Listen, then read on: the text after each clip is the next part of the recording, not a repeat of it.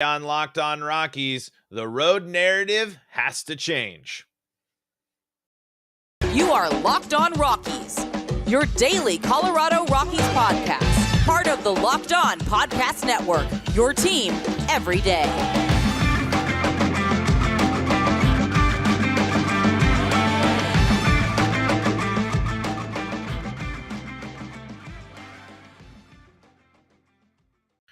Rock on Rockies fans, welcome into the Locked On Rockies podcast for today. I am your host, Rockies fan extraordinaire Paul Holden, bringing you your live Rockies podcast here on the Locked On Rockies YouTube channel, and we are free and streaming on your favorite streaming service. Proud to be part of the Locked On Podcast Network and happy to be your first listen. Locked On Podcast Network, your team every day. Today on Locked On Rockies, we are going to talk about the importance of the Rockies winning on the road, how critical it is. We talked a little bit about the schedule, but I'm talking now specifically today that the Rockies have an opportunity to really shake up their road narrative and really show the world that this is a different team. They've done that already, but with multiple examples so far this year. But here's the first big test. Here's a sizable chunk of games on the road for the Colorado Rockies. We're going to talk about that, and we're going to talk about a nice little statistical performance by the Rockies this year so far, and it has to do with the defense. But first, like I said, we are talking about the road Rockies, folks. This is a very important road trip, because the Rockies were so bad on the road last year. So bad. That them going into Texas and winning just those two quick games in Texas was such a relief. Wasn't pretty. Wasn't easy. The Rockies definitely, could have played better ball, but they won. They won on the road. The bullpen hang in there. They were able to come back in some situations, some great defense. It is so important for the Rockies to go out and be successful on the road. You just can't even you can't line up any form of a path to any form of contention, any form of success if the Rockies are going to be anywhere close to as bad as they were last year on the road. They needed to just be bad on the road last year to be competitive instead of historically bad.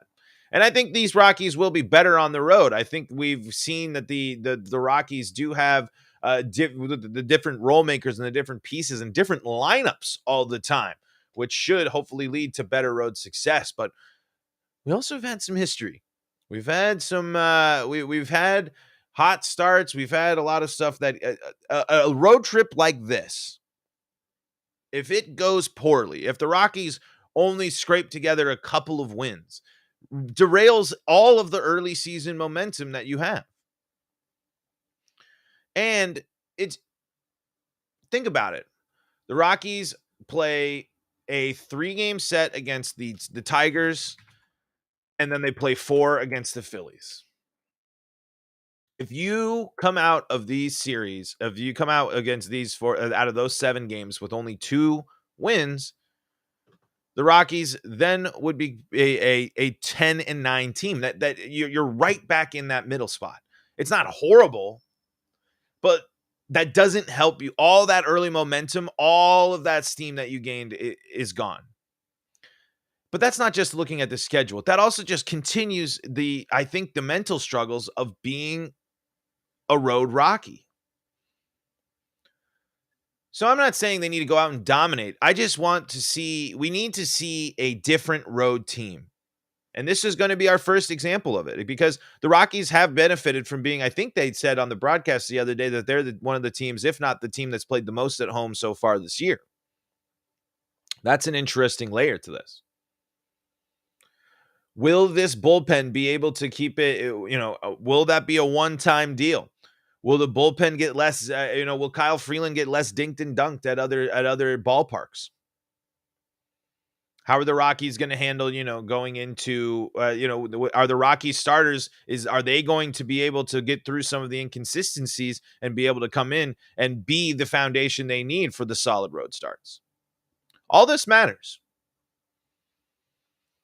because you don't see any form of it. This is the first weekend and the first week I feel like we can finally start determining some parts of the Rockies. I think the season will have gone on long enough, and the Rockies then will have had a nice long experience on the road, albeit against only 2 teams. But we'll have a few weeks into the season. We'll have everyone will have multiple at bats, especially with the way the lineup's going. The Rockies' performance this road trip will kind of give us an idea of where the Rockies are at. And again, even just being 500 on the road this trip is fine. You just have to avoid the catastrophic road trip. Don't lose the momentum early on because of the weird road woes, especially because these are 2 teams that you have opportunities to win games against. We talked a lot about that, but it's so important that the Rockies are a better team on the road. How they can be a better team on the road, I don't have a secret for you. I'm not I don't have the inside scoop on being on the differences, the adjustments they need to make. But with this new look team, it does at least give us a refreshed mentality and a hopeful new perception that the new faces, the new changes on the team can impact the road woes of the Rockies.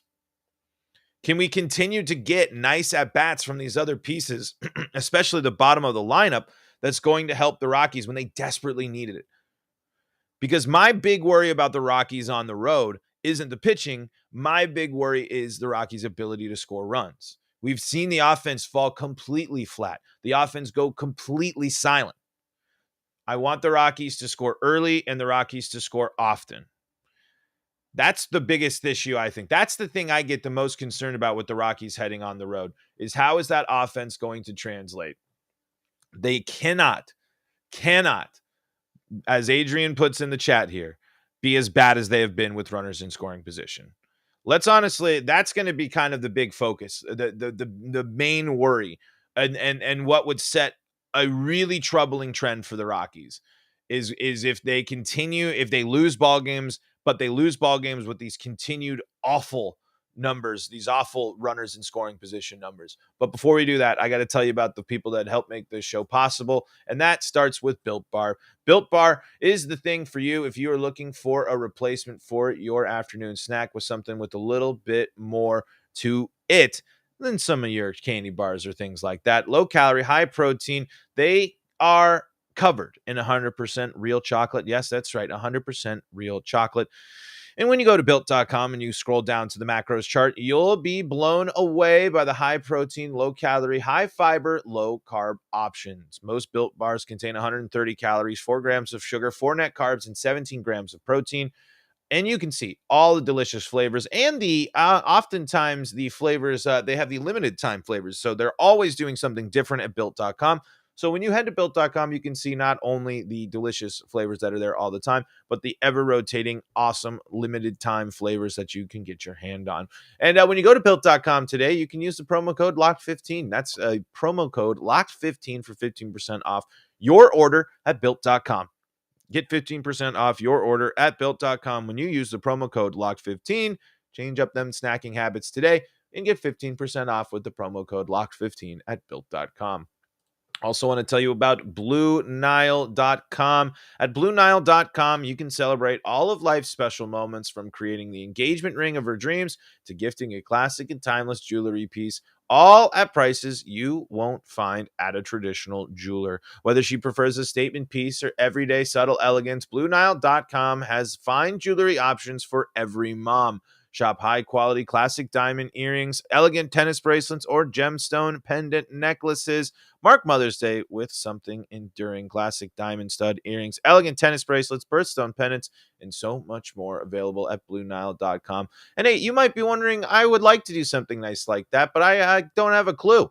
when it comes to jewelry? Well, at Blue Nile, they have experts on hand 24/7. They're available via the phone or chat to help you find a memorable gift at every budget. This Mother's Day, give mom something she'll treasure forever with fine jewelry from BlueNile.com. And Locked On Rockies listeners get $50 off $500. This podcast exclusive is only good through Mother's Day. Use promo code Locked On. That's promo code Locked On. Plus, every order is insured and ships free and arrives in discreet packaging that won't give away what's inside. Shop stress-free and find your forever piece. Go to BlueNile.com today. Use the promo code Locked On and get $50 off your purchase of $500.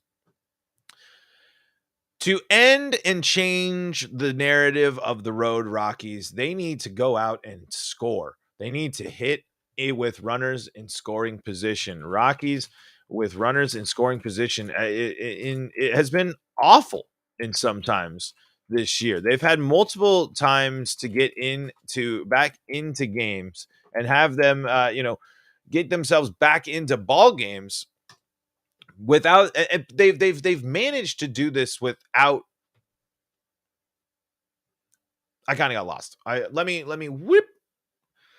I got so flustered. I just got so flustered by the idea of runners left on base. It's something that drives me nuts. And it's kind of, again, me, armchair quarterback. We're sitting here, commenting on the baseball team from afar. But there's so much confidence building. There's so much momentum building when you can get on the board early and score, and especially and build on things. And this Rockies lineup has the ability to do it. I believe more in this Rockies lineup to go on the road and string more hits together than I do in last year's. It's kind of crazy to say that, but even with the fact that the Rockies have some slumping players, they have still been able to avoid this. But the trend of leaving runners in scoring position and the losses the Rockies have had can be traced back to a lack of runners scoring with runners in scoring position. It's something that the Rockies are really, really, fortunate that they have been able to capitalize on it. But when you look at the amount of RBIs from other teams or from players on the Rockies, you would kind of think that with the way the Rockies have been playing, with the way the Rockies have been scoring, it'd be a little more spread out. But CJ Cron is dominating with 16 RBIs. The next leader comes in with Ryan McMahon at 7, and with Gerchek coming in at 6. Alan Trejo is 5. Chris Bryant is 4. So the Rockies, yes, are getting a spread of people driving in runs. But again, if CJ Cron's the only one really driving in, where's the rest of your middle of the order? They need to come up and rise up and continue to score more runs. And I think the big swing that we're going to see, and hopefully the big change that we're going to see with the Rockies when it comes to runners in scoring position, hopefully Brendan Rodgers figures it out. But we've started to see Ryan McMahon heat up. We've started to see Ryan McMahon put some good at-bats together, and we've started to see Ryan McMahon have some nice, solid impacts for the Rockies at the dish here lately. Still striking out a bit. The Rockies still have a lot, or multiple of their players in double-digit strikeouts so far this season.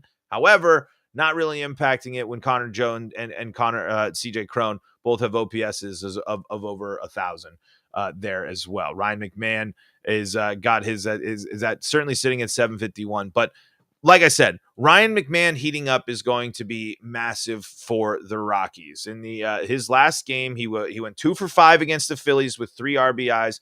And if that is a sign of Ryan McMahon starting to heat up and starting to put things together a little bit more, that's what we need.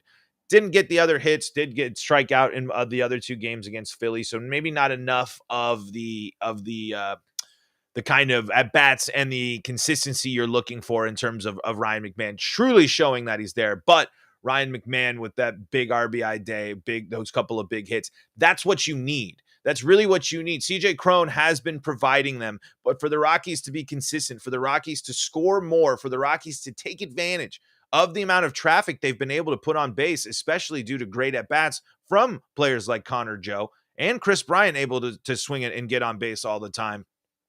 And you need to have people like Ryan McMahon score, and you need Brendan Rodgers.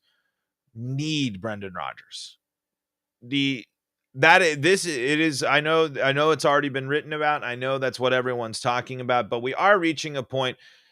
I again, yeah, I don't know what it is, the bench or whatever, because it's still early. It's still April. We've seen really cold stretches and really tough stretches, especially in April. But Brendan Rodgers turning things around will be a big answer for the Rockies with runners in scoring position. Getting a confident Brendan Rodgers in there and having the confidence in Rodgers to come up when there are runners in scoring position instead of what we're seeing now is going to be a game changer for the Rockies. Ryan McMahon and Brendan Rodgers getting going, and if because the rules of baseball, the laws of baseball, how baseball is. CJ Cron and Connor Joe, everyone who's starting hot is going to take a little bit of a dip. That's just how it is. It's baseball is long. It's how it happens. But the Rockies need to be able to have when their players like Crone and Joe are in their cold stretches, they're able to turn to Ryan McMahon and Brendan Rodgers to come up big in those situations. This is what we are looking for. This is why we turn to Ryan McMahon and Brendan Rodgers, and that's where they bat. Usually, where they bat in the lineup. I know Rodgers has dipped a little bit, but with CJ Cron showing that he is really the power bat for the offense, and Chris Bryant's, the ability to help drive in runs and get on base, we need the Rockies to be able to come in and continue innings and knock people in with that 5, that 6, that third spot in that order, that number 3 hole, that number 5, that number 6. All of that is going to be critical for the Rockies to get in runners in scoring position because the bottom half of the lineup has been doing a really good job of getting themselves in situations for the Rockies to score, especially when it comes to flipping the lineup over. One thing I've really been enjoyed and really been excited by was the fact that the Rockies have benefited so much from the DH that they're able to get a lot of players and get people at bats and get things in there, and to see where to make sure that they're able to continue to flip the lineup over. If the Rockies score, I know how simple this sounds. I know how crazy. This isn't really groundbreaking analysis, but the Rockies have the ability to, if they can score a lot of runs and against certain teams, they can really put things away and they can kind of let themselves breathe a little bit more and count on the bullpen that started great, but is still going to need some help. And the best way to help your bullpen on the road is to give them nice, big, comfortable leads, especially with Rockies bullpens on the road. We've seen many a road lead be lost. So I don't know. I feel like it's nothing new here. This isn't anything, but when my big worry trend and my feeling as a Rockies fan will be a lot more low than it is now if the Rockies come out of this road trip under 500 in terms of wins on that road trip with a lot of missed opportunities on offense. If the Rockies go out on the road and lay a dud on the offensive side of the ball, that's going to be a very worrisome trend that the Rockies have to address early on, whether it be lineup shifts or figuring things out. The Rockies, big focus this weekend and this week should be going out and scoring runs. That's what I'm focusing on. I'm focusing on the offense this week, and we're going to hope for the best from the bullpen still, and we'll talk about it as that happens. But my pre-game thoughts, my pre-first long road trip of the year, I focus, how do the Rockies handle runners in scoring position? How do the Rockies handle offense on the road? Let's talk about one thing the Rockies have been really, really good at so far this year. But before we do that, I got to tell you about BetOnline. BetOnline is your number one spot for all your sports betting action this year and all the time. If you want to get into the playoff basketball action or the Major League Baseball action, well, BetOnline has the latest sports developments, league reviews, and news. And like I said, is your number one source for all your betting stats and sports info. BetOnline is your continued source for all your sporting wagering information, from live betting to playoffs, esports, and a lot more. Yeah, that's right, folks. You can do live stuff while the Rockies are playing if you want to get in on all the goods when it comes to betting. Well, BetOnline's your place. BetOnline.net. That is the place to go. And head to the website today or use your mobile device to learn more about the trends in action. BetOnline, where the game starts. Stephen Cross in the live chat says, I saw a stat the other day in the Rockies broadcast that the Rockies have the best batting average in baseball in the DH spot. If the Rockies want to be successful, the DH spot will be key. Absolutely. The DH for the Rockies can't be understated. This will be something we will talk about all year long. The Rockies have to be able to have someone they can turn to as a DH to knock in runs. And then this is a massive win for the Rockies. Folks, I miss German Marquez batting, and that's it.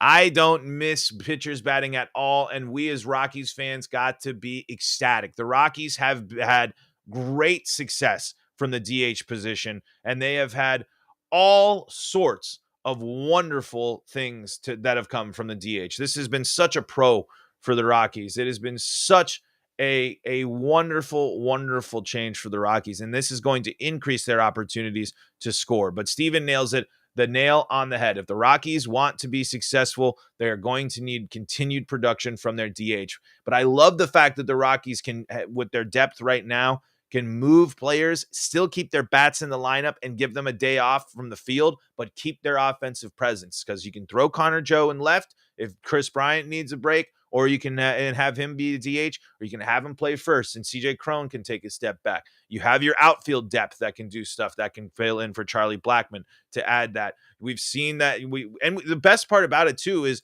the Rockies, some players are hitting the long ball, CJ Cron, and others haven't really started connecting to hitting the ball out of the yard yet, and that'll be a massive bonus. If the Rockies get good home run production, especially from the DH, that's going to be massive for how they score on the road and how they handle runners in scoring position.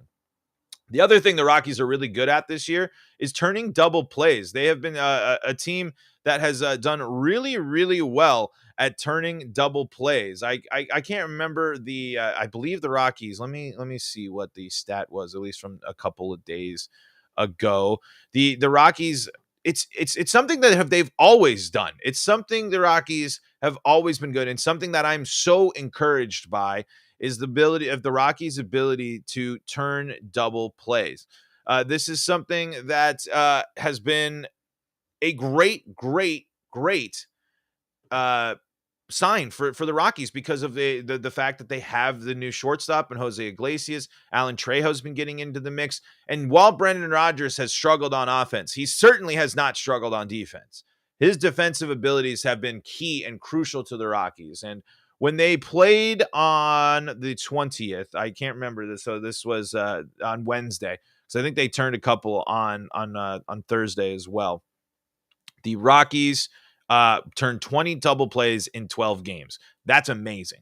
That's an incredible amount of double plays. That's incredible defense, and that is that's exactly what the Rockies need to do with some of their pitchers. That's exactly how you need to back up Antonio Senzatella. That's exactly what you need to do to back up Kyle Freeland. And great on the pitchers for getting those double play balls in those situations. But the Rockies have turned some great double plays, including the one, including some off the backs of great defense up the middle. The Rockies, I was a little worried with some of the spring training stuff that I saw with the communication between Rodgers and Trejo, Rodgers and Iglesias, but it really hasn't proven to be too much of an issue so far. We've seen a couple of bad throws and a couple of miscommunications. Alan Trejo there on Thursday didn't do anybody any favors when he tried to take that double play himself, and when it was clearly set up.